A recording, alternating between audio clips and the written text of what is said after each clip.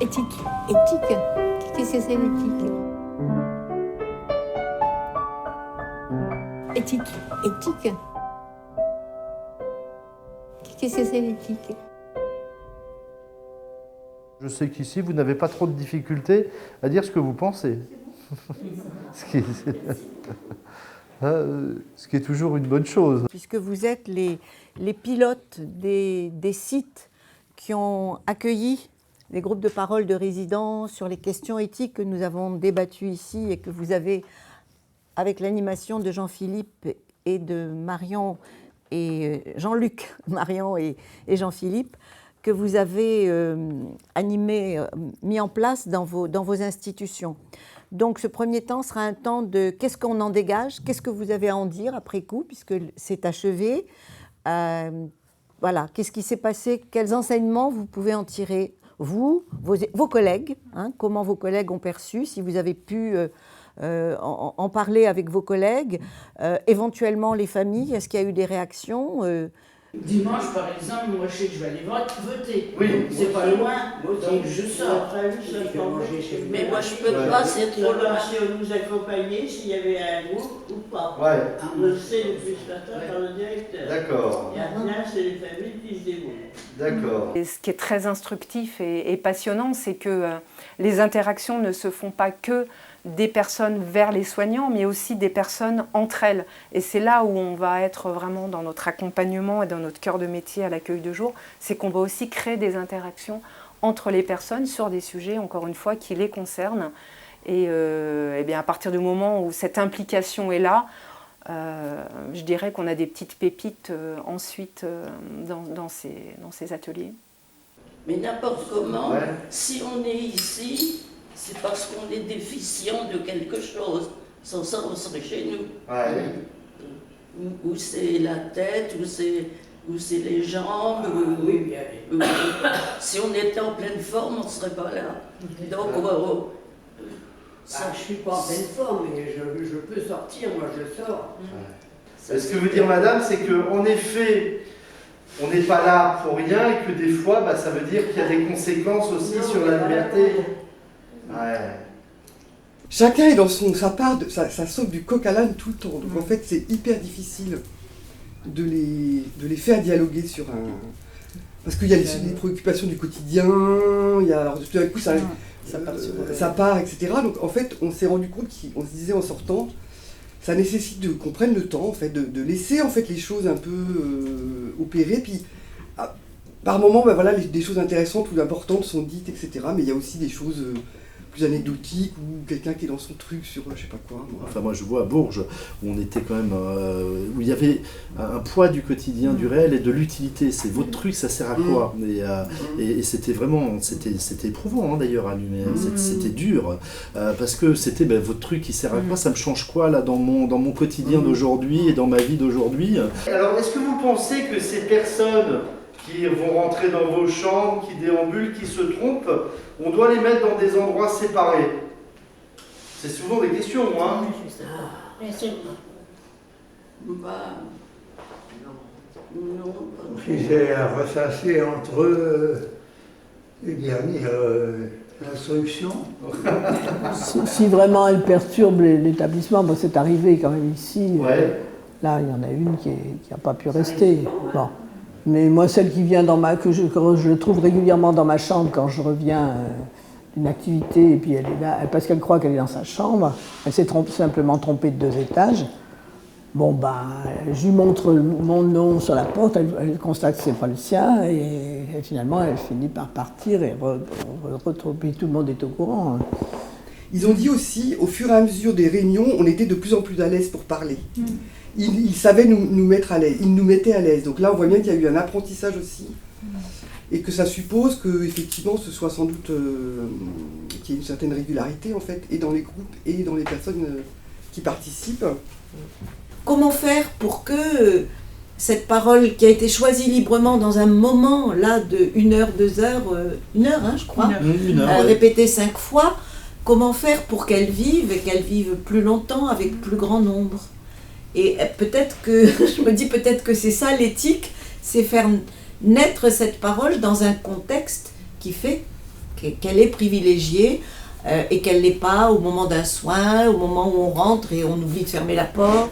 À votre avis, pour les salariés qui travaillent ici, qu'est-ce qui est difficile dans leur travail?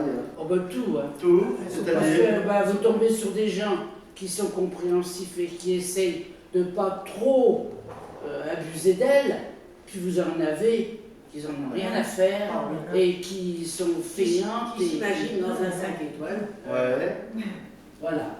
Non, et puis ils ne sont pas assez nombreux. S'ils veulent bien faire leur travail, ils n'y arrivent pas. Ouais. Parce qu'ils sont pas assez nombreux. Et ça, c'est pareil, chaque fois, ça revient. C'est-à-dire la relation avec les soignants, donc ce qui est aussi un vrai sujet et qui du coup nous renvoie sur comment on fait ça pour faire interagir cette parole-là avec les soignants. Qui est pour nous un grand point d'interrogation en fait, dans la poursuite de la démarche. Mais le jour où on est en fauteuil et on doit dépendre de quelqu'un pour tout, Pour aller chercher quelque chose dans l'armoire. l'arthrose dans les larmes, je me dis sans moi, qu'est-ce que je vais faire? Oui, ça fait peur. Et vous y pensez beaucoup? Moi, j'y pense beaucoup. Ouais. Ça m'effraie. Ouais. Très actif. Oui, c'est vrai. Je me dis pourvu que je parte avant. Pourvu que vous partiez avant. Ouais. C'est vos pensées. Avant les grands handicaps. Mourir dans la dignité. Ouais. Oui. La peur des soignants de parler de la mort avec eux. Donc du coup, ça c'est des choses qui ont été dites, entre autres. Tout le monde voudrait mourir comme ça. Voilà. Mais comment j'ai pas entendu vous dire? Je voudrais me coucher et pas me relever. Ouais. Tant pis pour la famille. C'est l'idéal. Ouais, c'est l'idéal. C'est l'idéal. Je pense qu'à ça. Un idéal. Vous ne pensez qu'à ça, Je pense qu'à ça. ouais. C'est des choses dont vous parlez avec par exemple avec les soignants. Vous en parlez de ça? Non. Ne les embête pas avec ça. Parce que vous pensez que ça les embêterait? D'ailleurs, ils n'ont pas le temps. Elles n'ont pas le temps de beaucoup discuter avec nous. Elles n'ont pas le temps de beaucoup discuter avec nous. D'accord. On ne discute pas avec elles, elles n'ont pas le temps. Elles ne sont pas plutôt là. Moi, je ne qu'elles sont discute appelées, qu'avec la psychologue. Oui. Elle vient spécialement. Mais avec les autres, on n'a pas le temps de discuter. Elles ont du travail. On voit qu'il faut un animateur extérieur ou deux, que voilà, que les personnes comprennent quel est l'enjeu, quel est l'objet de ce groupe, qui n'est pas un groupe on parle de ce qu'on a lu dans le journal cette semaine, voilà. Bon. Là, on parlait de la mort. Oui, j'ai entendu, oui. Oui, bah, moi aussi j'en parle parfois et ce n'est pas accepté beaucoup. Hein. C'est vrai? Qu'est-ce qu'on vous répond? Qu'est-ce qu'on me répond? Qu'on ne parle pas de ça. Ouais. Et vous le regrettez qu'on réponde ça? Bah, je ne regrette pas, je sais que c'est pas un sujet intéressant. Mais pourtant, c'est un sujet qui vous intéresse. Qui nous intéresse, mais la plupart ne veulent pas en entendre parler. Ouais. C'est quand même malheureux parce que madame disait, mais ils savent quand même pourquoi on est là. Enfin, Oui. Même si je pense pas que vous êtes là pour mourir, vous êtes là pour vivre. Mais la question que vous dites, c'est oui, c'est dommage de ne pas pouvoir en parler simplement. On est peut-être dans une société qui a du mal à le parler en général. On parle peu de la mort en général. Et on en parle peu d'une manière dédramatisée, ou tout au moins, comme vous l'avez dit, faisant partie de la vie. Nous, on en parle parce qu'on est âgé, mais c'est pas une conversation qu'on a à 50 ans. La mort, on n'en parle pas, c'est tabou. Mais c'est vrai que j'étais présente à une seule séance et je suis ressortie un peu ébranlée. J'ai vraiment été bouleversée par ce qui pouvait être dit. Ce à quoi je ne m'attendais pas, c'était aussi le retour que souhaitaient faire les personnes accueillies de notre travail. On a la chance d'avoir une animatrice qui est géniale Oui, Ouais. enfin, Laurence, on ne veut pas la laisser partir. Hein. On la laissera pas partir. Ben, il faut lui acheter une chambre ici. Voilà. Son mari aussi. Ah, son mari, mais qui vienne, son mari. Elle s'est absentée quelques jours, ben, elle nous manquait. Ouais. Moi, je trouve qu'elle est très bien dans dans son métier. Elle met de l'ambiance et... Ce qui m'a le plus marqué, c'était la liberté d'aller et venir. Ils ont beaucoup insisté sur ça. Et puis pouvoir aider les autres résidents aussi. Parce qu'à chaque fois, il y en a, ils ont besoin d'aide. Et c'est pas interdit, mais... Vous disiez aussi que vous regrettiez de ne pas pouvoir vous aider plus, par exemple, pousser les fauteuils roulants des autres. On n'a pas le droit. On n'a pas le droit. C'est interdit. Enfin, Ça- quand même. On n'a pas le droit. Ouais. On dirait la raison. On n'a pas le droit d'aider les autres. Enfin, moi j'ai ma voisine de table, ça me fait plaisir de l'avancer pour qu'elle ne soit pas en retard à table. Et puis voilà, on s'entend bien, donc pourquoi pas lui rendre service. Mais je comprends que c'est peut-être pas prudent. Je comprends. Ouais, pourquoi ça serait pas prudent? Ben, parce qu'on peut très bien se casser la figure en voulant rendre service. C'est pas un bienfait, hein. Mais bon, moi je le fais. Ouais.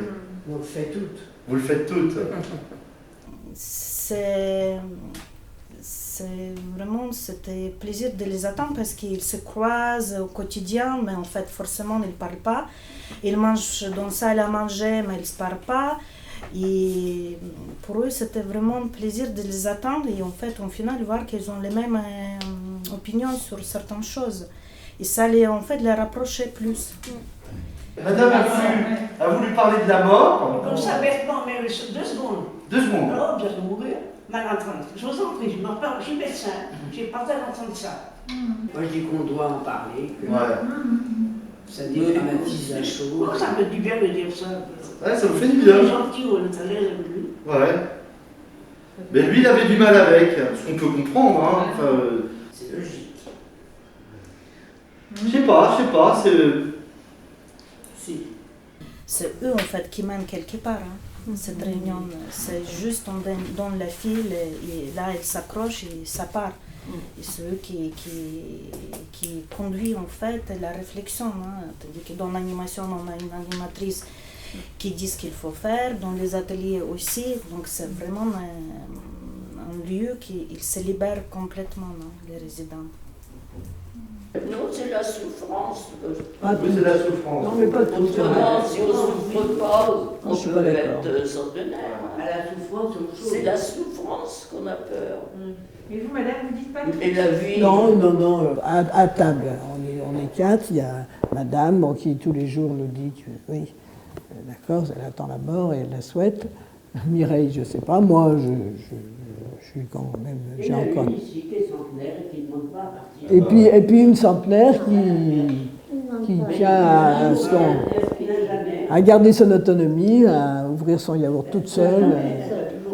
Et puis, Il n'y a pas de mort. voilà, mais elle, voilà. Et moi, je la vois à la salle de, Alors à 102 ans, elle descend. de gymnastique, là, avec le kiné. Elle a regardé Vous savez, elle est bien. Elle a regagné les centimètres qu'elle avait perdus. Elle a bien sa tête. Parce que ça close la colonne vertébrale. Et puis comme elle fait des exercices, je sais pas, des étirements. Ce dispositif, il a remis la parole des résidents au centre. Mais c'est ça. Ce que ça dit quand même, c'est que cette parole, elle n'était pas au centre et qu'on a tendance à la... Prendre la décision. Donc, ma dernière question. Qu'est-ce que vous donneriez comme conseil au comité de réflexion éthique, à tous ces professionnels qui se réunissent pour parler des résidents? Moi, je trouve qu'elles n'ont pas assez de temps Ouais. pour discuter. Ils n'ont pas le temps.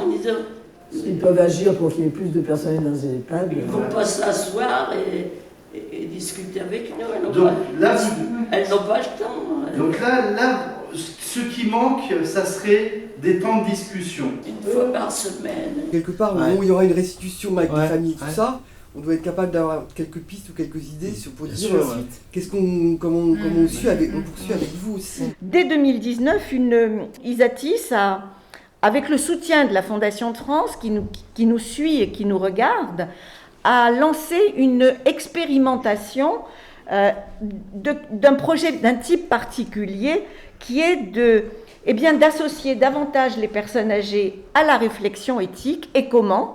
Eh bien, il y a eu 5 groupes, dont un groupe, et beaucoup de représentants de ce groupe sont là, et nous les remercions vraiment au nom d'Isatis d'avoir participé à ce travail. Et donc, 5 groupes se sont réunis sur 5 sites différents de l'association, et la réunion de cet après-midi est une réunion destinée à dire à plus de monde comment vous avez travaillé dans ces groupes, qu'est-ce qui en est sorti. Donc 5 groupes, dont ici 5 réunions à peu près d'environ 1 heure à peu près, ce qui nous semblait être un bon timing pour approfondir les sujets et en même temps, puisque c'est quand même c'était des réunions denses et intenses, donc ça nous semblait un bon timing. Un participant avait dit, c'est vraiment bien que vous parliez avec nous de choses sérieuses. C'était un peu ça un terme. Ces groupes-là étaient aussi faits pour sensibiliser des professionnels à la réalité d'un vécu, à la réalité de ce qui se passe chez les résidents, dans leur diversité, et de redonner ou de donner cette culture de l'écoute de celui qui vit, et des moyens techniques pour pouvoir le régler, parce que c'est pas tout de dire on vous écoute, c'est quelle conduite à tenir, quel plan d'action on peut mettre aussi pour favoriser cette écoute. Et en même temps, et là je me retourne vers Marie-Jo en tant que présidente du comité de réflexion éthique d'Isatis, c'est que aussi au sein des réunions du comité de réflexion éthique, moi j'en fais partie, je suis membre aussi, on a commencé à restituer vos points de vue, les points de vue des participants qu'on a rencontrés, pour justement faire que véritablement on croise tous les points de vue. Et souvent on a pu dire, ah ben oui, mais là sur la mort, voilà ce que nous ont dit les participants. Mais j'aime beaucoup toutes les questions de monsieur, parce que c'est des problèmes on n'aborde jamais. Voilà. Par exemple, la mort, il n'y a qu'avec monsieur qu'on en discute, ou d'organisation, oui. Moi, j'aimerais bien qu'ils viennent une fois par mois. Mais ça recommence. Mais je pense que c'est vraiment un début de début. Dans l'installation, en tout cas, de la réflexion éthique, et qu'il faudrait plus de choses de mise en place, ou un discours plus régulier sur l'éthique, et avec... Donc ça veut dire quelle est la nature de cette parole dans ces groupes éthiques. Et ce serait quoi justement la particularité? C'est déjà ce que moi j'ai envie de mettre une dimension, il y a le collectif, je mets le mot politique dessus en fait, au sens profond de ce terme. Il y a là quelque chose, un mouvement qui est fait, quelque chose qui fait exister sur un autre plan cette parole, et qui dit elle existe et elle doit exister, et à quel niveau doit-elle exister et où doit-elle exister. Et là on est sur une prise de position que moi je qualifie politique en fait. Je suis la fille d'une des résidentes. Voilà, une fille de résidente. Et en fait je trouve l'initiative très très intéressante, parce que je pense qu'une des craintes, notamment de ma mère, c'est d'être infantilisée. Et ces réunions où on sollicite en fait, et où on stimule aussi la réflexion, je trouve que c'est parfait, parce que ça vient contrer justement cette crainte. Et du politique au sens profond du terme, c'est-à-dire par exemple que les droits individuels font partie intrinsèquement de la sphère politique, ou de la dimension politique. On a tendance à réduire le politique à l'appareil institutionnel de gestion de l'État. Il y a quand même aussi beaucoup de courants qui ont montré que le politique, c'est toute l'épaisseur de la vie des individus, depuis leur existence, leur expérience, jusqu'à cet appareil de l'État. Moi, je suis le mari d'une résidente. Les problèmes éthiques sont quand même très importants entre un résident et sa famille. Absolument. Le résident reste quand même membre de sa famille. Il arrive qu'il soit seul, mais il arrive aussi que sa famille soit là. Son épouse, son époux, ses enfants. Et bon, Donc le manque de, oui, de moi communication je crois qu'il y a, avec les familles. dans le point de faible. vue éthique, il y a vraiment beaucoup de choses qui concernent la famille, me semble-t-il. Il n'y a pas une délimitation très précise de ce que c'est l'éthique. Et donc, d'une manière ou d'une autre, je trouverais aussi intéressant puisqu'on a dit par exemple, c'est le début du début, tu parlais de la parole, de la libération de la parole. Donc où commence, et puis donc il n'est pas encore l'éthique, donc alors se pose la question de où commence et où finirait, si elle finit quelque part, l'éthique en quelque sorte. Vous avez participé aux Oui, réunions? j'ai participé aux réunions et effectivement les problèmes en sont bien évoqués tels qu'ils se présentent dans notre EHPAD et puis dans d'autres sûrement, sur des questions des relations entre les résidents, des relations avec l'extérieur, avec les familles, la fin de vie, la maladie, la mort, enfin toutes les questions qui se posent à nous, qui sont effectivement beaucoup de questions éthiques. Qu'est-ce que ça va continuer après? Est-ce qu'on va les reprendre avec eux encore? Combien de fois? C'est ça, la continuité en fait. Après, oui, il y a la question de la continuité. Ça, c'est, parce que là, il y a une vraie demande en plus là de vos résidences, qui est quand même, où la demande est quand même très très forte. Même si c'est deux ateliers ensemble d'animés, parce qu'ils sont impatients. Là, je crois que je vais faire. Oui, tout le temps, si vous venez pas.